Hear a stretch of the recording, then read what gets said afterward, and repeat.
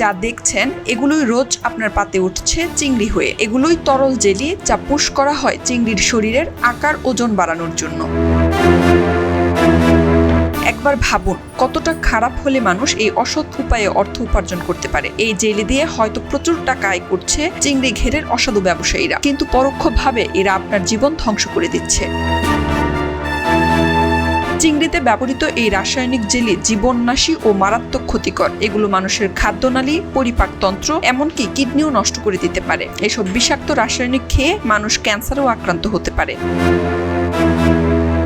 1 জুলাই সাতক্ষীরার আশাশুনি উপজেলার মহিষকুড়াতে অভিযান চালিয়ে মানবদেহের জন্য ক্ষতিকর জেলি পুশ করা 1500 কেজি বাগদা ও গলদা চিংড়ি জব্দ করেছে র্যাপিড অ্যাকশন ব্যাটালিয়ন।